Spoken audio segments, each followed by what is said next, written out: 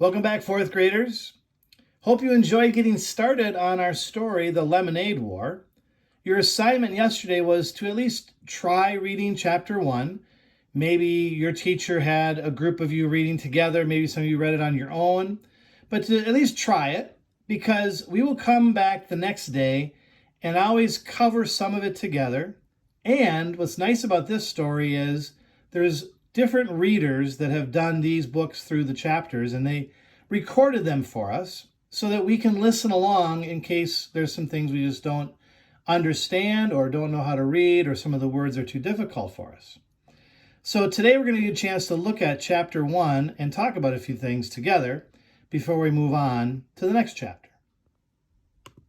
The Lemonade War by Jacqueline Davies. Chapter 1. Slump. Slump. Noun. A drop in the activity of a business or the economy. Evan lay on his back in the dark, throwing the baseball up in a straight line and catching it in his bare hands. Thwap, thwap. The ball made a satisfying sound as it slapped his palm. His legs flopped in a V.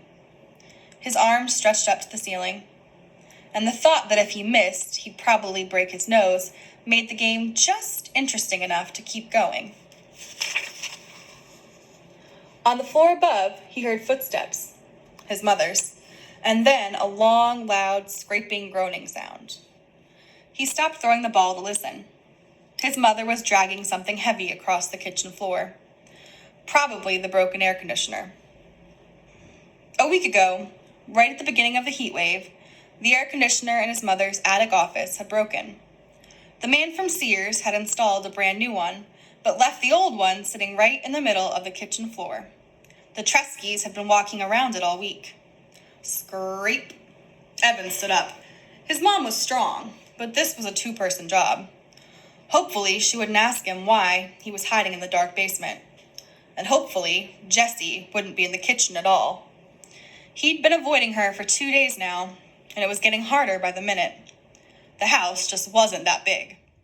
If you remember, we started a card, an index card that we've been using as a bookmark now.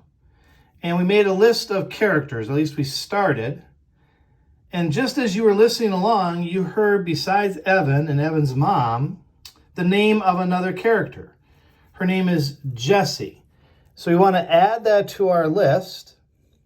Jessie is his sister. We don't quite know much about her yet, other than he is avoiding her for some reason. But we want to make sure that we get that on the list, because she also must be a pretty important character. For those of you that have read this chapter, you know why Evan is avoiding Jessie. Jessie is just trying to get Evan to play with her. She wants to do anything, and she offers all kinds of suggestions, building forts and going outside and riding their bikes. She just wants to play, but Evan has no interest.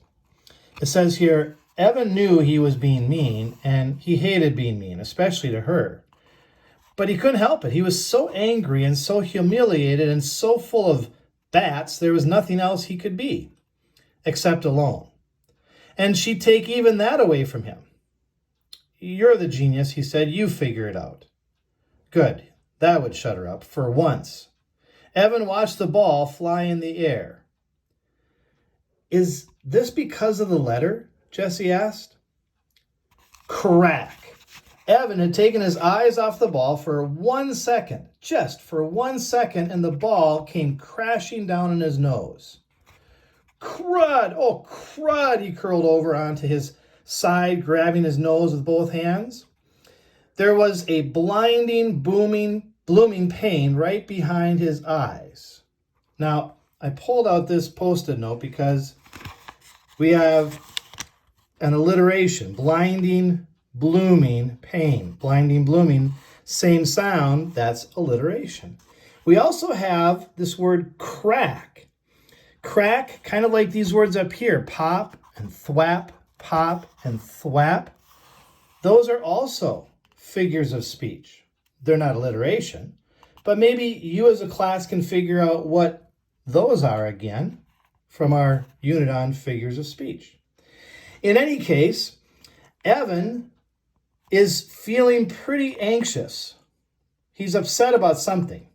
And of course, Jesse finally asked him, is this because of the letter?